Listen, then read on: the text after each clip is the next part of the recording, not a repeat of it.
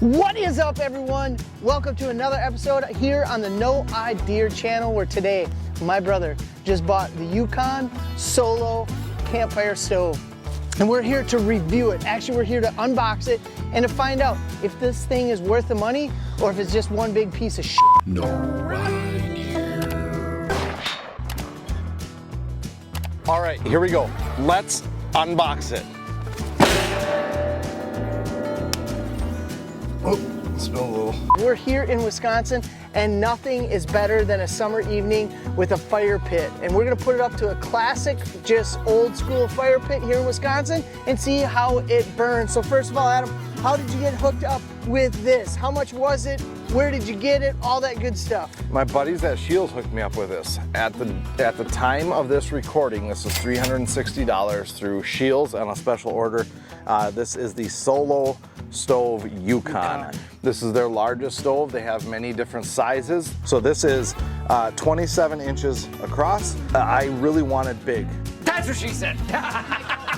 Because we do bonfires. We don't do campfires, we do bonfires. I need to get another beer.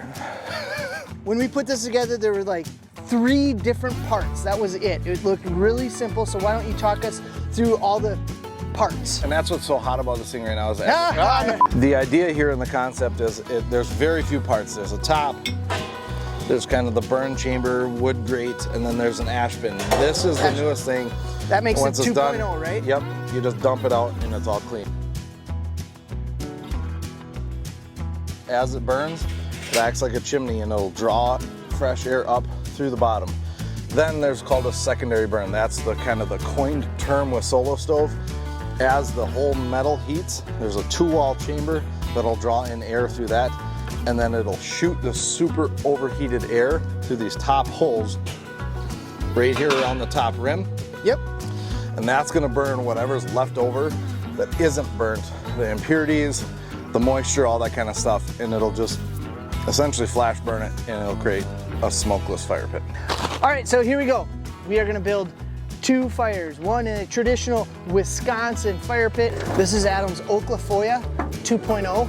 As you can see, it's a smart burn. It's got holes right down in this area too that draws the air up, so the hotter stuff just stays clumped in like this. And then the Solo one, Adam, what do you got in your hands to help us get these fires going? These are just the master built grill starter squares. Okay. Just kind of a compressed fiber, wood fiber, something with some fuel on it. What do you got there? And I got some fat wood fire starter. Oh, this stuff smells good. I mean, Fat wood fire starter. yeah, there's some oil on there, right? Kerosene? But this is great for starting campfires, charcoal grills, wood stoves, and fireplaces. Now, here's the thing, Adam. What are some tips to starting a fire, getting a fire going? You're gonna want dry kindling, dry wood, period. But start with your small stuff like that, and then just keep building on top of it. Once one thing catches fire, so we'll start and light these. Once this catches on fire, add those on top. Once those catch on fire, then add the bigger logs on top. All right, here we go. Ah, geez, ow. There's big black ants. What the heck? So initial reaction, I know I started mine a little bit earlier, but you can see Oh, yeah, draw, you you can hear the draw from underneath already, and we're only what, Oh, you know, 90 even- seconds into yeah. this thing. They do tote it as it does light faster too. Yeah. Well, you just hold on. Steady, steady. At the recording of this video in Wisconsin, it's 91 degrees out today, and Adam decided to do a review on campfires. 91 degrees. Okay. God, I stink. Holy crap.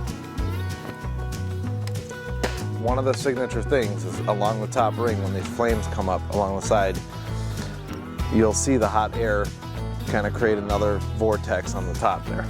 And that's what they call the secondary burn. There'll be some trolls that'll be like, you don't know yeah. how to have a campfire.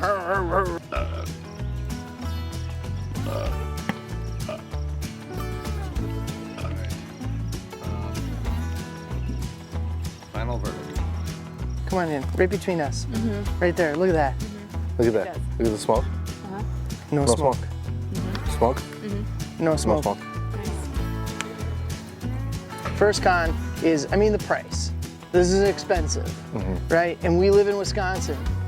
And this is kind of like, oh, I live in the Twin Cities, woohoo, We look usually at me. just dig holes in the ground. Yeah. Go down to the river, get some river rock, and and just put it around. it.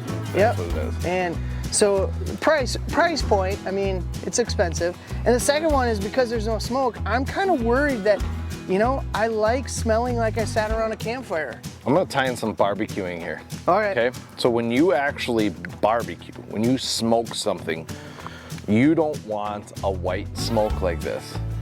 You want either no smoke or a little bit of like a blue haze to the smoke. Okay. And that's when you produce the best smoked ribs, brisket, pulled pork, all that kind of stuff. This is producing the smell. Probably still. That's a hoity-toity way of maybe marketing this, is saying, oh, you're not gonna smell like smoke. It still produces that. You still produce a smoke smell, but it's not gonna be like that white stuff is that dirty smoke smell. Yeah. Like you were down at Sheenan's on Water Street. Aaron, and you know this, like when we have fires, depending on the time of year, we have them year round. We have them in the middle of the winter, we have them in whatever. The fire isn't to stay warm with in Wisconsin. In this Midwest culture, it's a reason to sit around and drink beer or just talk or roast marshmallows. But I will tell you what, there is a significant difference. There is no smoke. No smoke. It's unreal. All right, so here's the deal.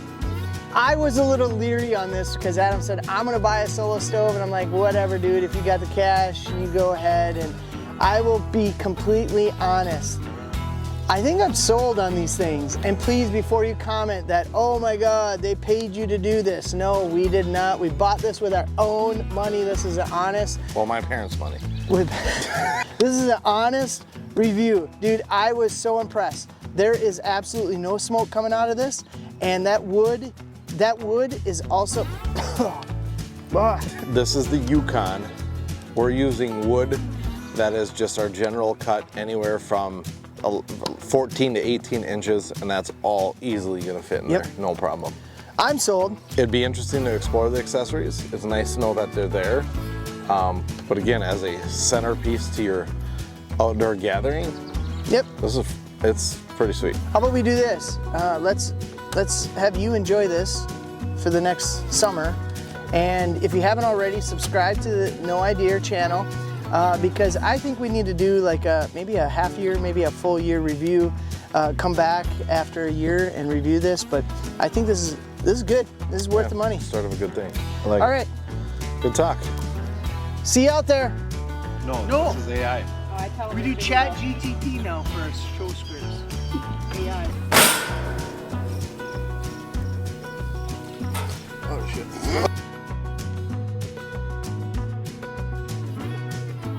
No.